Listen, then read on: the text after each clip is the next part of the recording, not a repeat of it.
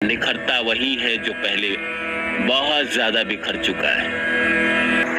इतिहास गवाह है इस बात का कि जिस आदमी को भी बिना मेहनत का बहुत कुछ मिला है, बिना संघर्ष का कुछ मिला है, बिना तकलीफ का कुछ मिला है, वो आगे चल के बिखर ही गया है। इसीलिए कई महान फिलोसोफर कहते हैं कि जितना बड़ा संघर्ष होगा, जीत उतनी ही शानदार होगी। जितना ज्यादा जीवन में दुख होगा, सुख उसी मात्रा में आएंगे, सफलता उसी मात्रा में आएंगे। हम जीवन में छोटी छोटी बातों से परेशान हो जाते हैं। कभी हमारे जीवन में बुरा समय आता है, उसी में परेशान हो जाते हैं। समझ ही नहीं पाते क्या करे क्या ना करे, कहां जाए, किसके पास जाए। रहा वो सिचुएशन भी कुछ ऐसा ही होता है। जब आप एग्जाम में बैठे हो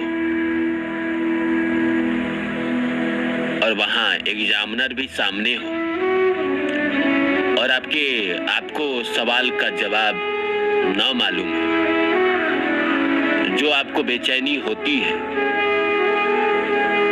उसे आप किसी से बयां नहीं कर पाए। तो वही हाल ईश्वर करते हैं। आपके जीवन में दुख तकलीफ लाकर आपका परीक्षा शुरू कर देते हैं। कहते हैं कि पहले देखो तो ये योग्य है या नहीं है। अगर योग्य होगा तो इसे जरूर देंगे, अगर योग्य ही नहीं है तो जाने दो। सपना लेके आया कि मुझे बहुत बड़ा बनना है, देश का प्रधानमंत्री बनना है, आईएएस ऑफिसर बनना है, बहुत बड़ा एक्टर बनना है, और 1 साल में ही परेशान हो गया। 1 साल इसने मुखर्जी नगर में पढ़ाई की, आईएएस का एग्जाम दिया, नहीं हुआ तो निराश हो गया, चला गया गांव वापस। उसे क्या मिलेगा? कई लोग ऐसे होंगे जो 10-10 साल 5-5 साल से तैयारी ही कर रहे होंगे। एक आदमी गुजरात में जन्म लेता है, क्या क्या उसके जीवन में नहीं होता है। एक इतना साधारण परिवार में जन्म लेता है जहां सारी सुविधाएं उपलब्ध नहीं थी। वहां से लेकर प्रधानमंत्री बनने तक का सफर जो आप देखेंगे तो आपको लगेगा कि वाह, संघर्ष कितना इंसान को हीरा बना देता है। भगवान भी वही करते हैं। आपके जीवन में दुख तकलीफ लाकर आपको रगड़ते ही हैं। जिस तरह एक जौहरी हीरे को रगड़ के और चमका देता है, उसी तरह जब आप योग्य बन जाते हैं तो आपको दे देते हैं। लेकिन योग्य बनने की प्रक्रिया में, योग्य बनाने की प्रक्रिया में ये जो दुख तकलीफ होता है, आइए इस पे बात करते हैं। देखिए दोस्तों, जिंदगी में अगर आप बिखरे नहीं हैं,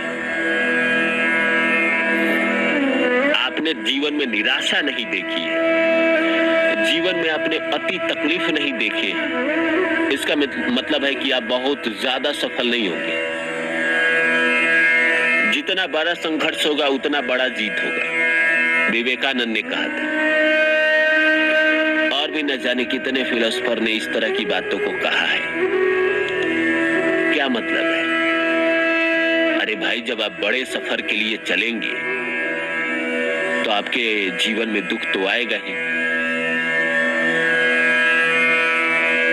गिरता वही है ना जो पहाड़ पे चढ़ता है। वो क्या गिरेगा जो जमीन पे ही रहता है? अरे पहाड़ पे चढ़ने की जिसने कोशिश की, गिरा वही। आपने सपने देखने की कोशिश की, आपने एक बड़ा लक्ष्य बनाया, तो आप ही गिरेंगे ना। तो कोई बात नहीं, फिर से उठेंगे, फिर से चलेंगे। वही बात विवेकानंद फिर से कहते हैं कि पराजय तब नहीं होती जब हम गिर जाते हैं, पराजय तो तब होती है जब हम उठने का प्रयास छोड़ देते हैं। आप गिर गए कोई बात नहीं, आप हार गए कोई बात नहीं, आप फिसल गए कोई बात नहीं, आपके जीवन में दुख आ गया कोई बात नहीं, आपको प्यार में छोड़ के चला गया कोई बात नहीं, आपके शरीर में रोग आ गया कोई बात नहीं। डटे रहिए, अपने लक्ष्य पे डटे रहिए, भागिएगा नहीं। हो सकता है 2 साल 4 साल 10 साल का परीक्षा हो, इम्तिहान हो, लेकिन प्रकृति और ईश्वर जब देने पे आ जाते हैं ना, तब मेरा यकीन मानिए इतना देते हैं, इतना देते हैं, इतना देते हैं कि आप खुद ही कंफ्यूज हो जाते हैं कि भाई ये क्या चल रहा है मेरे जीवन में।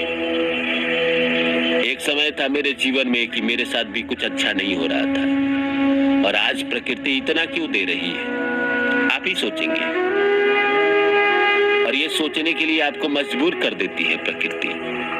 फिर आप भगवान पे इतना ज्यादा भरोसा करने लगते हैं, फिर लोगों की सेवा करने लगते हैं, फिर आप एक सज्जन पुरुष बनने लगते हैं, क्योंकि आपकी जिंदगी में जब अच्छा होने लगता है तो आपको उस परमात्मा पे भरोसा बढ़ जाता है, उस ईश्वर पे भरोसा बढ़ जाता है, और फिर आप दान्य पुण्य करने लगते हैं, पुण्यात्मा बनने लगते हैं। लेकिन हम एक बात कह रहे हैं कि कई बार ऐसा होता है कि हमारी जिंदगी में जब हम निखरने को होते हैं उससे पहले बहुत ज्यादा बिखरते हैं, और बिखरने में हमें बहुत तकलीफ होता है, बहुत दुख होता है,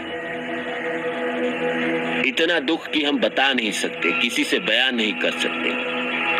कई बार ऐसा होता है कि आप अपने लक्ष्य को पूरा करने के लिए किसी शहर गए, 2 साल 3 साल आइसोलेशन में जी रहे हैं। पढ़ाई करने वाला लोग भी यही है ना, आइसोलेशन में जी रहा है, जो असली पढ़ाई करता है।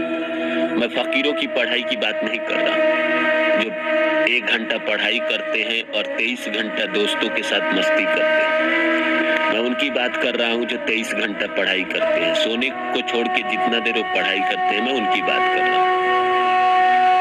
जिंदगी आइसोलेशन में बीतती है कई सालों तक, कोई नहीं जानता है, बंद कमरे में पड़ा रहता है, उठने का कोई प्रयास नहीं, बस अपने संघर्ष में लगा रहता है, अपने लक्ष्य से भटकता नहीं, पुरजोर कोशिश करता है कि मैं जिंदगी में कुछ कर जाऊं।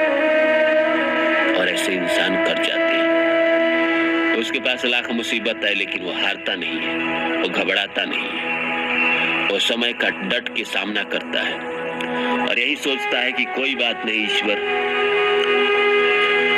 मुसीबत दे दिया, कोई बात नहीं, फिर से मैं इसका समाधान ढूंढूंगा, पर अपने लक्ष्य की तरफ तो मैं धीरे धीरे बढ़ता जाऊंगा, और एक ना एक दिन मैं अपने लक्ष्य को प्राप्त करूंगा।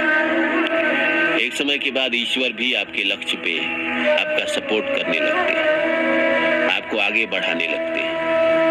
उनको भी भरोसा हो जाता है कि हाँ, ये हीरा बन गया है, इसे जितना देना है इसे दे दो। फिर आपको ईश्वर बहुत देते हैं, बहुत ज्यादा देते हैं।